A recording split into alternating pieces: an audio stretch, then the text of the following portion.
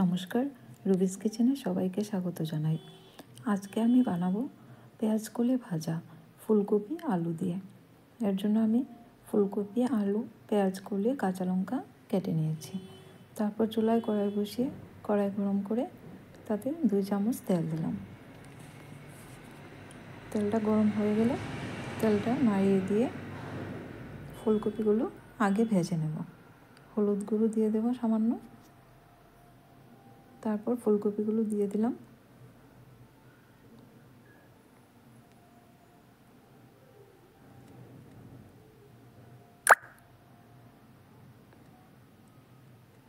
ফুলকপিগুলো নাড়িয়ে দিয়ে দিলাম লবণ,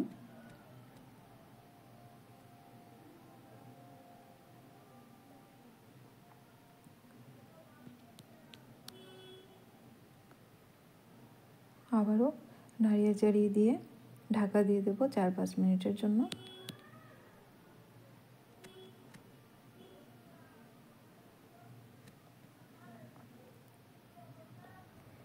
মাঝে একবার আমি ঢাকাটা তুলে একবার নাড়িয়ে দিয়েছিলাম। এবার 4-5 মিনিট পর ঢাকাটা তুলে আবারও নেড়ে চেড়ে দিয়ে দিলাম। ফুলকপি কিছুটা ভাজা হয়ে গেছে। এবার এর সঙ্গে আলুগুলো দিয়ে দেব, কাঁচা লঙ্কাটা দিয়ে দিলাম, লবণ দেব,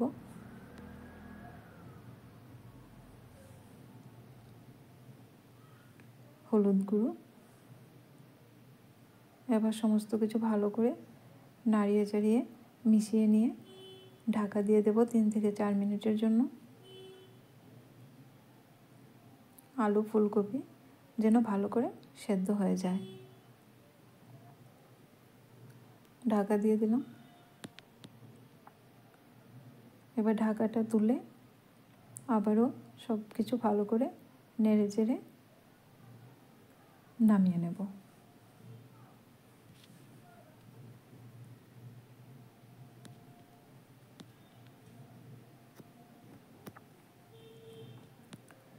এবার কড়াইতে তেল দিলাম 2 চামচ। তেলটা নেড়ে চেড়ে দিয়ে দেব শুকনো লঙ্কা। একটা শুকনো লঙ্কা 2 টুকরো করে দিয়েছি। দিয়ে দেব কালো জিরে।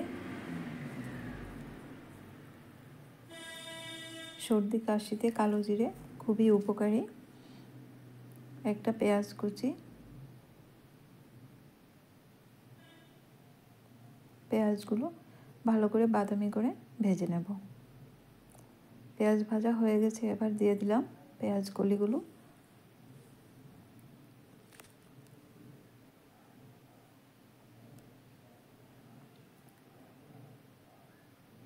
এবার নেড়ে চেড়ে দিয়ে দেব লবণ,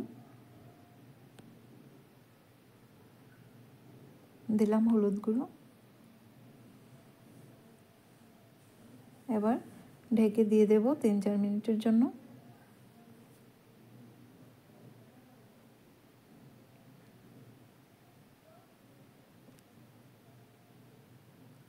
তিন চার মিনিট পর ঢাকাটা তুলে নিলাম।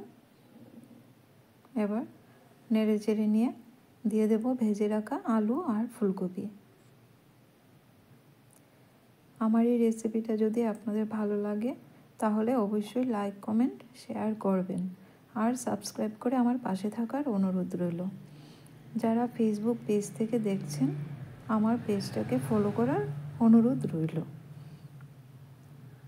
এবার নেড়ে চেড়ে নিলাম। ফুলকপি আলু ভালো করে সেদ্ধ হয়ে গেছে। এবার 1 চামচ চিকেন মশলা দিয়ে নাড়িয়ে চাড়িয়ে নামিয়ে নেব।